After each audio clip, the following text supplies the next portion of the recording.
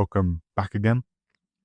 Today I'm going to riff a bit about the tension, the conflict of being awake in an asleep world.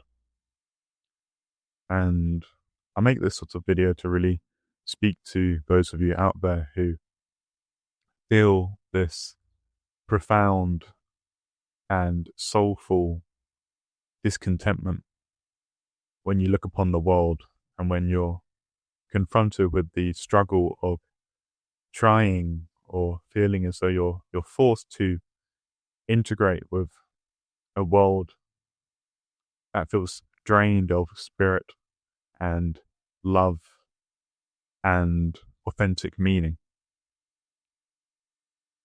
For the longest amount of time, really, ever since I was young, a child,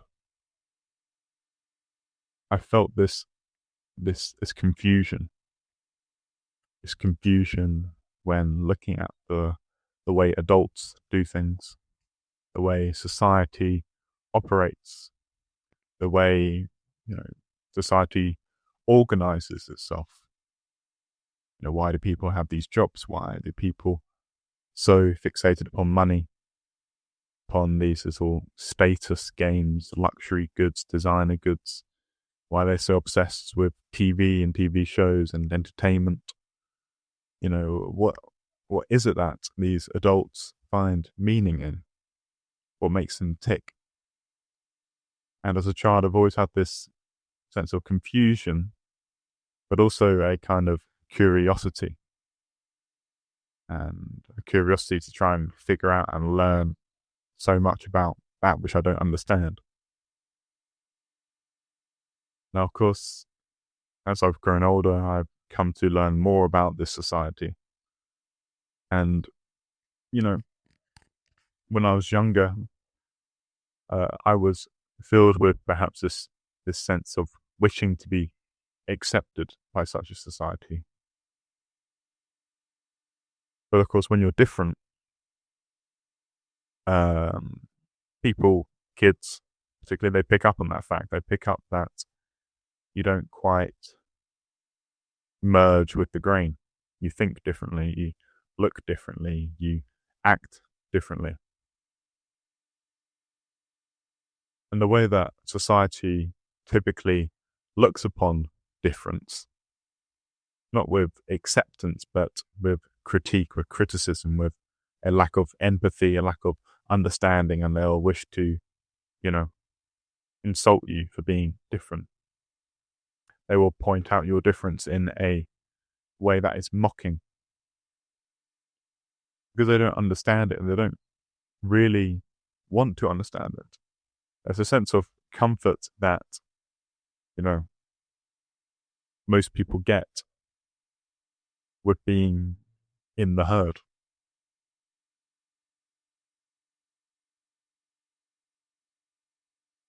But as I've grown older and more matured, more independent in my perspective, I've recognized that the psychology of the herd is not something I really ever wish to indulge in. And I think the development of this insight has arrived as I cultivated a sincere confidence in who I am. And so, to come to the central theme of being awake in an asleep world,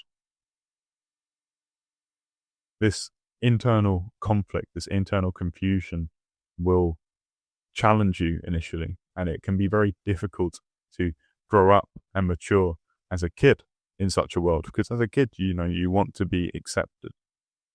You want to feel loved, you want to feel liked. You want to feel that people understand you. However, when every effort that you make to be understood leads to this realization that people don't understand you, when the people don't understand you, they don't want to associate with you. They don't want to be around you. When your average and most common response is social rejection, that leads to a severe lack of confidence.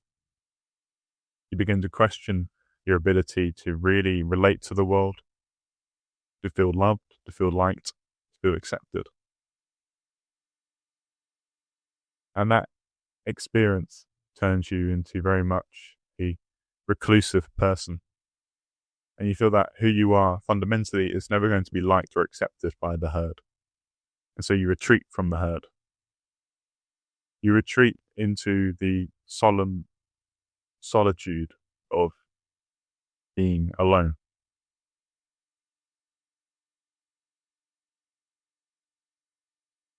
And when you're alone, you can be comfortable in who you are. But when you're not alone, when you're with other people, people who are, let's say, asleep, there's this kind of tension. This tension which lies in the fact that you can't really honestly express who you are. You can't honestly express your interests, the things that you think about, the things that you value. And when you do try to express such things, you're often met with blank stares, this blank expression of incomprehension.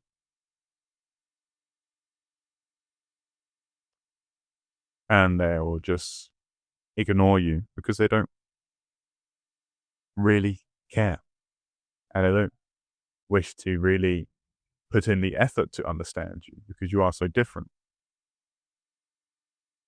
This whole experience, this sheer lack of comprehension or lack of understanding by the outside world, it initiates you into a sincere power that is only found in solitude. That's only found in knowing who you are and knowing that who you are is rare. You are a rare frequency that can only be understood by a few. Why would you wish to be understood by everyone? You are not for everyone. And this is okay. When you stand in your sovereign authenticity and you protect your energy by only interacting with people who you experience resonance with, when you stop trying to force other people to like you, good to see when you're awake, especially when you're growing up, you will try to be accepted by the herd. And you'll begin to learn that you need to sort of dilute your authenticity. You'll have to dilute the things that you're truly interested in. You can only speak about certain things with certain people. And if you speak about the things that you're sincerely interested in, you will arrive in that, that blank stare phase or that uncomfortableness when you're a bit too real. The only option we have is to accept ourselves. What is the real purpose in performing a facade, in diluting your authenticity so that you may be liked? Because of course, when you dilute your true expression in order to be liked, what people begin to like is not really you.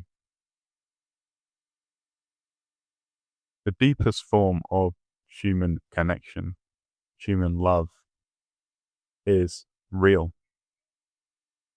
It isn't based on performances, it's based on the sheer fact of being.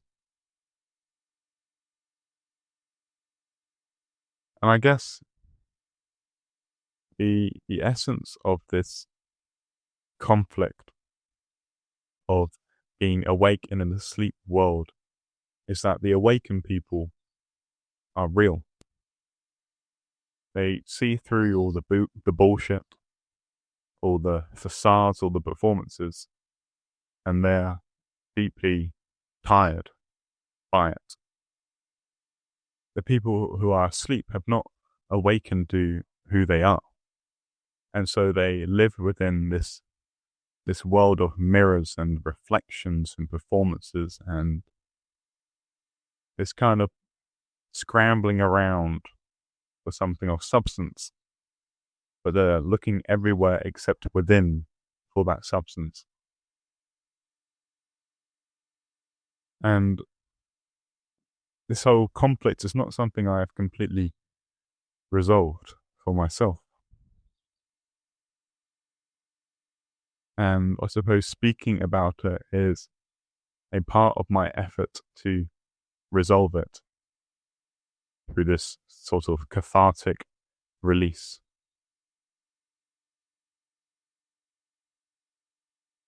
And it's in my hope that I do speak to certain people who understand what it is like so that I may find and cultivate a collective of people who understand this deeply in the roots of themselves. But anyways, I hope that's been interesting. Goodbye.